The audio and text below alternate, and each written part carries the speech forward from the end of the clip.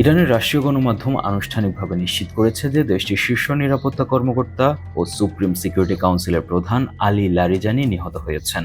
Iran আরও নিশ্চিত করেছে যে আইআরজিসির এলিট ফোর্স বাসিস বাহিনীর প্রধান গোলাম রেজা সোলাইমানিও নিহত হয়েছেন। এই দুটি মৃত্যু ইরানের নিরাপত্তা কাঠামোর উপর বড় ধরনের আঘাত হিসেবে বিবেচিত হচ্ছে। লারিজানি ছিলেন ইরানের রাজনৈতিক, সামরিক ও কূটনৈতিক সমন্বয়ের অন্যতম প্রধান ব্যক্তি। তার মৃত্যু ইরানের সিদ্ধান্ত গ্রহণ প্রক্রিয়ায় বড় শূন্যতা তৈরি করবে। তার অনুপস্থিতি সামরিক ও বেসামরিক নেতৃত্বের মধ্যে সমন্বয়কে দুর্বল করতে পারে বলেও আশঙ্কা করা হচ্ছে। এছাড়া চলমান যুদ্ধের গতি প্রকৃতিতে প্রভাব ফেলতে পারে এই শীর্ষ কমান্ডারের শাহাদাত। অনেক বিশ্লেষক বলছেন লারিজানির মৃত্যু দেশটির জন্য এক বিশাল ধাক্কা হবে।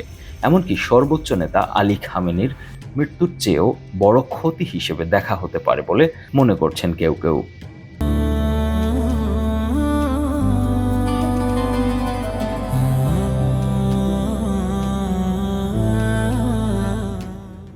লারিজানি ছিলেন ইরানের সুপ্রিম ন্যাশনাল সিকিউরিটি কাউন্সিল এসএনএসসির সচিব এবং দেশটির রাজনীতি, নিরাপত্তা ও কূটনীতির অন্যতম কেন্দ্রবিন্দু।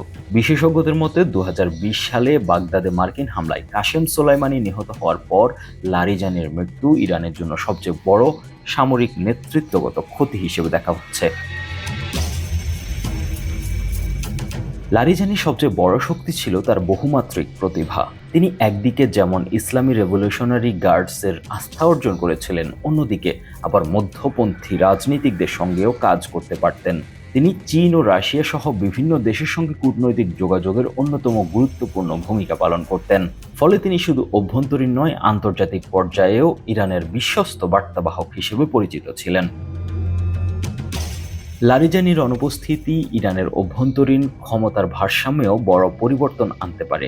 তবে তার অনুপস্থিতি নতুন সর্বোচ্চ নেতা মোজতবা খামেনির সম্ভাব্য উত্থানের পথ প্রশস্ত করতে পারে বলে ধারণা করা হচ্ছে। লারিজানি একদিকে কঠোর নিরাপত্তা নীতির সমর্থক হলেও অন্যদিকে পারমাণবিক চুক্তির মতো কূটনৈতিক সমাধানের পক্ষেও ছিলেন। ফলে তিনি ইরানের রাজনীতিতে এক ধরনের ভারসাম্য রক্ষা করতেন। তার অনুপস্থিতিতে দেশটি আরও বেশি কট্টরপন্থীদের নিয়ন্ত্রণে চলে যেতে পারে বলে মনে করা হচ্ছে। এদিকে লারিজানির মৃত্যুকে যুক্তরাষ্ট্রের জন্য একটি ধাক্কা হিসেবে দেখা হচ্ছে, কারণ ডোনাল্ড ট্রাম্প প্রশাসন ইরানের ভেতরেই সম্ভাব্য বিকল্প নেতৃত্ব খুঁজছিল, যেমনটি তারা ভেনেজুয়েলাতে করেছে।